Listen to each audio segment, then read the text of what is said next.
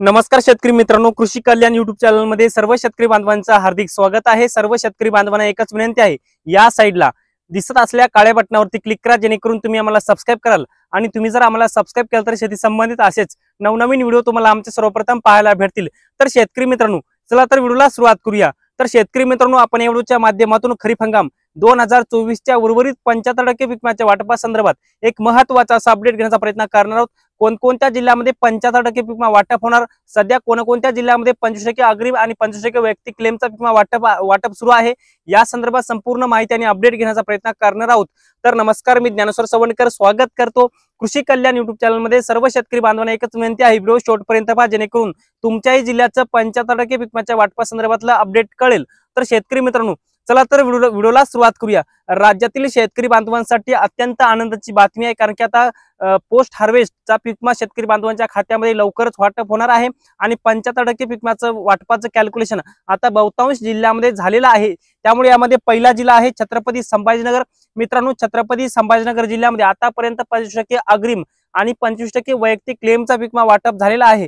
परंतु छत्रपती संभाजीनगर जिल्ह्यातल्या जवळपास 2 ते 3 तालुक्याची आणेवारी 50 पैशापेक्षा कमी आहे। त्यामुळे छत्रपती संभाजीनगर जिल्ह्यामध्ये उर्वरित 75% पीक विमा मिळण्याची शक्यता आहे।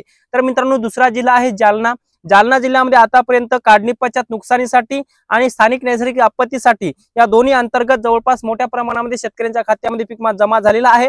आणि उर्वरित 75% पीक विम्यासाठी एकूण 66 कोटी 44 लाख रुपयाचा पीक विमा मंजूर झालेला आहे।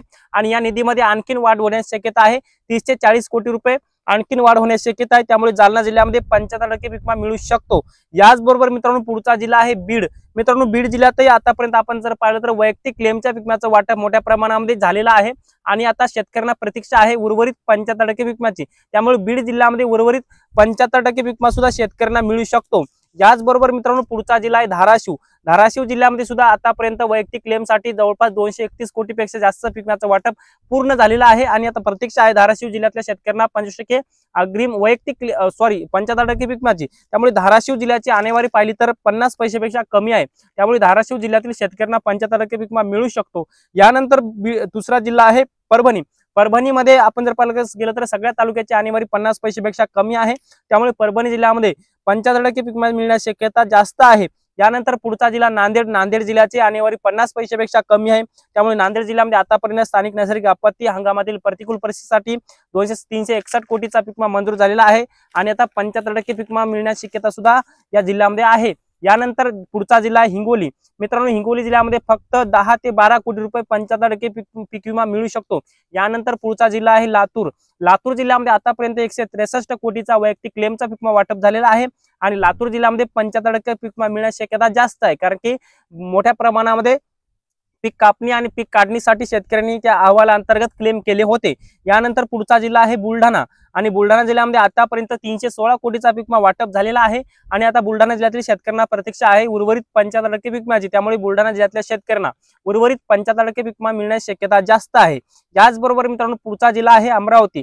मित्रांनो, अमरावती जिल्ह्यामध्ये आपण जर पाहायला गेलं तर पीक कापणी, पीक काढणी आणि स्थानिक नैसर्गिक आपत्ती या तिन्ही अंतर्गत खूप कमी म्हणजे 60 कोटी 80 लाखाचा पीक विमा वाटप झालेला आहे। त्यामुळे अमरावती जिल्ह्यातील शेतकऱ्यांना उर्वरित 75% पीक विमा मोठ्या प्रमाणामध्ये मिळेल अशी अपेक्षा आहे। आणि अमरावती जिल्ह्यामध्ये 75% पीक विमा मिळण्याची शक्यता आहे।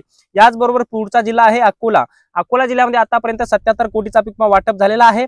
आणि अजूनही काही उर्वरित 75% पीक विमा अकोला जिल्ह्यामध्ये जमा होण्याची शक्यता आहे। यानंतर मित्रांनो, पुढचा जिल्हा आहे वाशिम। मित्रांनो, वाशिम जिल्ह्यामध्ये सध्या पीक विम्याचं वाटप सुरू आहे। वाशिम जिल्ह्यातल्या शेतकऱ्यांना सध्या 5,000 रुपये 5,200 रुपये प्रति हेक्टर प्रमाणे वाशिम जिल्ह्यामध्ये सध्या पीक विम्याचं वाटप सुरू आहे। आणि वाशिम जिल्ह्यातलं जे काही उर्वरित 75% पीक विम्याचं कॅल्क्युलेशन आहे ते जवळपास पूर्ण झालेलं आहे। त्यामुळे काही शेतकऱ्यांना हा 75% पीक विमा मिळण्याची शक्यता आहे। याचबरोबर मित्रांनो, पुढचा जिल्हा यवतमाळ। यवतमाळमध्ये आतापर्यंत 152 कोटीचा पीक विमा वाटप झालेला आहे, ज्याच्यामध्ये काढणी पश्चात म्हणजे उर्वरित 75% पीक विम्यासाठी 22 कोटी 95 लाख रुपये आणि अजूनही उर्वरित 75% पीक विम्यासाठी 30 ते 40 कोटी रुपये मंजूर होण्याची शक्यता आहे। यानंतर मित्रांनो, पुढचा जिल्हा आहे वर्धा। वर्ध्यामध्ये 116 कोटी 15 लाख रुपयाचा आतापर्यंतचा पीक विमा मंजूर झालेला आहे। आणि वर्धा जिल्ह्यामध्ये जवळपास काढणी पश्चात नुकसानीसाठी 71 लाख रुपये मंजूर झालेत आणि याच्यामध्ये आणखीन निधीमध्ये वाढ होण्याची शक्यता आहे। यानंतर मित्रांनो, पुढचा जिल्हा आहे नागपूर। नागपूर जिल्ह्यामध्ये आतापर्यंत 61 कोटी रुपयाचा पीक विमा वाटप झालेला आहे। त्यामुळे नागपूर जिल्ह्यामध्ये आता उर्वरित 75% पीक विम्याच्या वाटपाची प्रतीक्षा शेतकऱ्यांना लागलेली आहे। त्यामुळे या जिल्ह्यामध्ये कॅल्क्युलेशन सध्या पूर्ण झालेला आहे। नंतर 2 दिवसामध्ये कळेल की 75% पीक विमा मिळणार की नाही मिळणार किंवा आकडेवारी समोर येईल। त्यानंतर मित्रांनो पुढचा जिल्हा आहे अहिल्यानगर, तो म्हणजे अहमदनगर। 141 कोटीचा पीक विमा आतापर्यंत मंजूर झालेला आहे आणि शेतकऱ्यांना उर्वरित 75% पीक विम्याचे वाटपाची प्रतीक्षा आहे। त्यामुळे या जिल्ह्यामध्ये कॅल्क्युलेशन ज्या शेतकऱ्यांच्या अमाऊंट मध्ये यील्ड बेस मध्ये ज्या शेतकऱ्यांची अमाऊंट दाखवत आहे त्या शेतकऱ्यांना पीक विमा मिळण्याची शक्यता आहे। यानंतर पुढचे जिल्हे सगळे एकंदरीत बघण्याचा प्रयत्न करूया। भंडारा असेल, गडचिरोली, चंद्रपूर, गोंदिया, पुणे, सोलापूरमध्ये 280 कोटी रुपये, सांगली, कोल्हापूर, सातारा, नाशिक, धुळे, नंदुरबार, याचबरोबर जळगाव, याचबरोबर ठाणे, रत्नागिरी, सिंधुदुर्ग आणि पालघर या सगळ्या जिल्ह्याचं अपडेट जर आपण पाहायला गेलं तर ज्या शेतकऱ्यांचं यील्ड बेस मध्ये अमाऊंट दाखवत आहे त्या शेतकऱ्यांना पीक विमा वाटप सुरू झालेलं आहे उर्वरित 75%। परंतु ज्या शेतकऱ्यांचं यील्ड बेस मध्ये 0 दाखवत असेल तर अशा शेतकऱ्यांना उर्वरित 75% पीक विमा मंजूर नाही असं शेतकऱ्यांनी समजायचं आहे। परंतु सध्या जे काय कॅल्क्युलेशन आहे उर्वरित 75% पीक विम्याचं ते कॅल्क्युलेशन जवळपास पूर्ण झालेलं आहे। ज्या ज्या शेतकऱ्यांचं कॅल्क्युलेशन पूर्ण होऊन त्यांची अमाऊंट दाखवत असेल तर त्यांच्या खात्यामध्ये पीक विमा लवकरच जमा होणार असल्याची माहिती सध्या देण्यात आलेली आहे। तर मित्रांनो आपण या व्हिडिओच्या माध्यमातून खरीप हंगाम 2024च्या उर्वरित 75% पीक विम्याच्या वाटपासंदर्भातला एक महत्त्वाचा असा अपडेट घेण्याचा प्रयत्न केलेला आहे। हे छोटंसं अपडेट तुम्हाला कसं वाटलं कमेंट्स मध्ये नक्की कळवा। व्हिडिओ जर आवडला असेल तर एक लाईक करा, प्रत्येक शेतकरी बांधवांपर्यंत महत्त्वाची अशी माहिती शेअर करा। धन्यवाद।